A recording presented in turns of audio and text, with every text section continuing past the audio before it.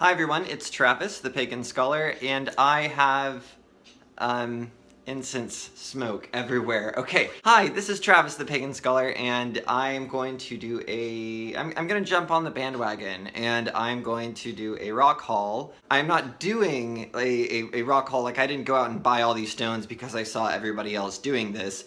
I happened to purchase some new stones, and then everybody decided to do a rock haul video, so I'm doing that.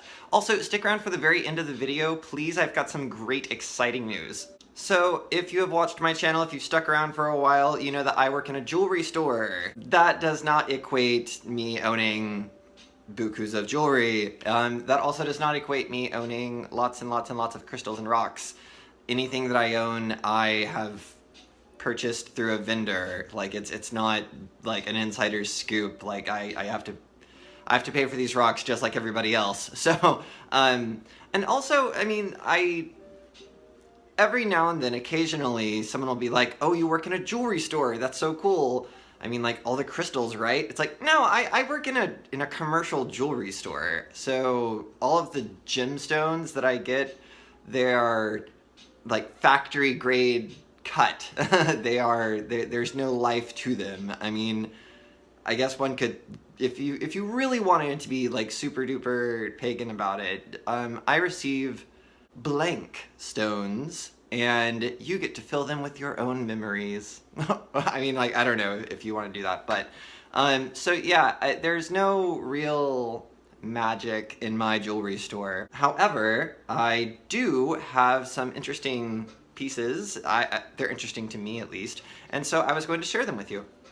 This is the very first rock that I have, or that I received magically, and this is a geode. Basically, I received this geode through it was a retreat called the Gathering of Circles. I was 16, and basically you were supposed to bring something that meant something to you, and then we put all of the things that meant things to us in this gigantic circle, and we let people take them. Like it was a trade.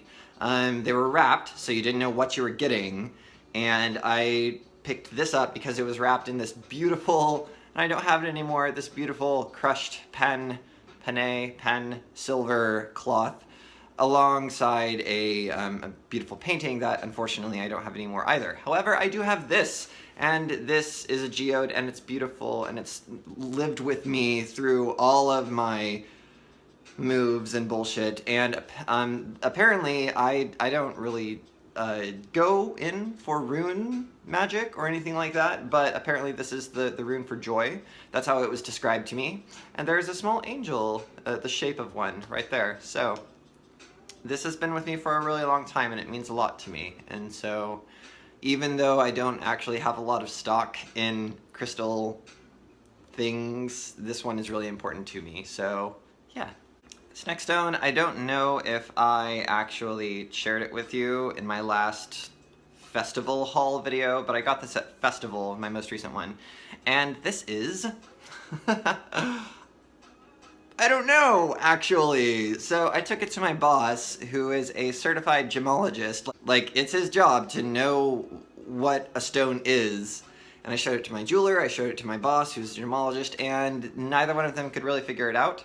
So we dug through this book, and we think that it's Utah light, a stone of similar description, and it fit the description. The veining, the texture, I mean, I can't test for hardness, but just the different ways that this stone is. What do you know? An ex-Mormon goes to a pagan festival and picks up a stone. He feels compelled to pick up this magical stone, and it's a stone from Utah.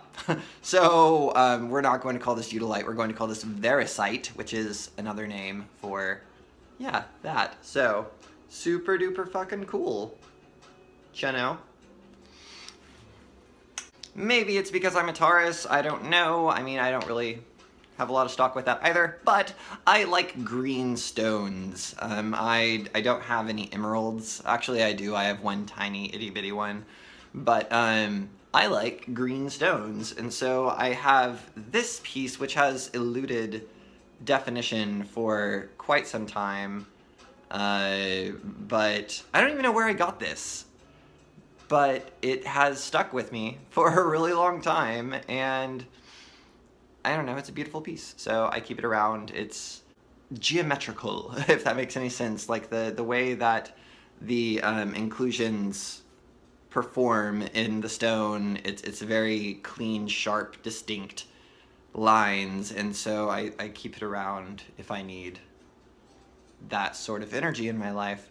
And then I have some Amazonite. I know I've shown this to you before. I don't know. Anyways, it's pretty. That's really all I've got to say about it. I think that it's neat. I don't see this color very often in stone, and so when I saw it, I grabbed it and had to have it around me. So on to my favorite stones, kind of. I don't know. Honestly, if I had my pick of all of the stones, I would have like mountains of lapis. However, there's some trade things going on right now which are not good for the lapis trade, which are not good for people who like lapis, and also the way that lapis is typically cut, I don't care for. I don't like smooth edges, as you will see with this next stone. I don't like the tumbled rock look. I really like my rocks to be jagged. I want them to be sharp. And so, obsidian. So, I recently... Oh, fuck, where'd they go? Okay, let's move them all over here. So, my new-ish favorite stone is obsidian, and if you follow me on Instagram, you have already seen these, actually, by the way. But, yeah, I love obsidian because obsidian is, it's glass made from lava. And it's so beautiful because it's kind of like staring into the abyss. It reflects back at you, and so you see yourself in the abyss. But what I really enjoy about it, I mean, its Mohs hardness is only like 5 or 6. However, obsidian can actually be as sharp, or almost as sharp, as surgical grade knives. Like, that's really fucking cool that this rock in nature can actually be sharp enough to be a scalpel.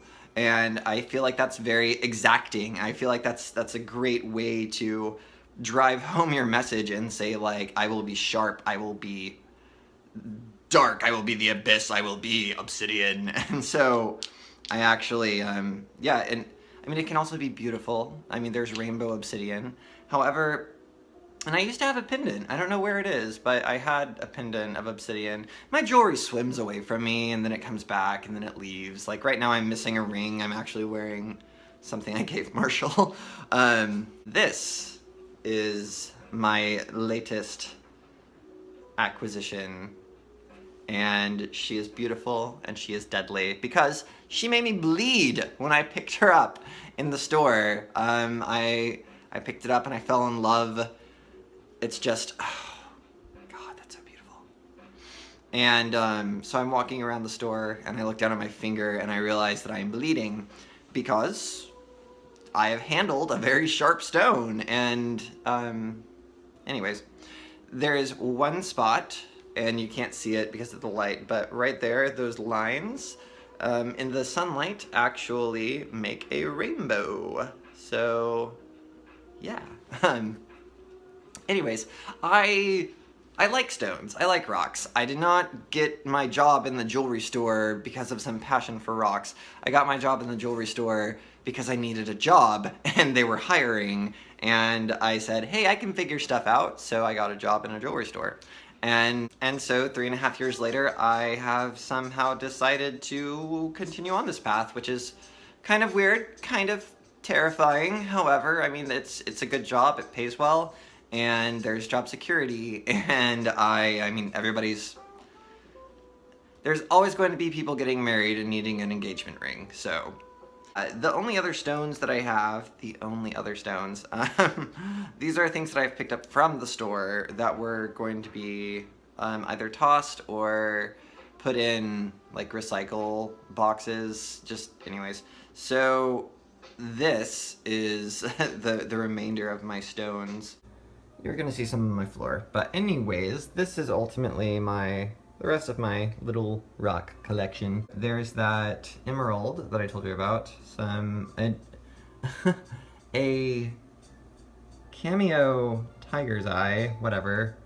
That is a sapphire, a caption cut of a lapis, some turquoise, I believe that's opal, I'm not certain, but that is. A fun little amethyst. And then I think that's jade, but that is a cat's eye, but you can't see it. Anyways, yeah, so, ta-da! I do have a few other stones, but I'm not going to go hunt them down. So ultimately, that is my collection. I do have some clear quartz somewhere. Surprisingly, I don't have any rose quartz, and I just set up an altar that would be perfect if it had rose quartz. So I might have to go look for that. Anyways, so on to the news. If you are watching this and you like what you saw, you should tune in to Arwen Lynch's channel on Wednesday, exactly 1 week from today, at 8 o'clock Central Standard Time. She is going to be interviewing me for Witchy Wisdom Wednesday. She graciously asked if I would like to be interviewed, and I am honored. And if you follow me on Facebook, you already know about this. But anyways, so yeah, if you are interested in hearing me gab and feel incredibly uncomfortable, not uncomfortable, but if you're interested in seeing me kind of be in a position where I don't know exactly what I should say, please tune in. I have always kind of played this kind of tightrope walker act between academia and paganism, thus pagan scholar. It's like, which one is it, you know? However, in an interview with a professional tarot card reader, I feel like I'm going to finally have to come out of the closet in either one of those, both of those, coming out in both of those closets. So if you're interested, please tune in. Again, that is Wednesday the 8th of February at 8 o'clock. So yes, all right. So thank you so much for watching, everybody. I hope this spoke to you in some weird synchronistic serendipity kismet kind of way.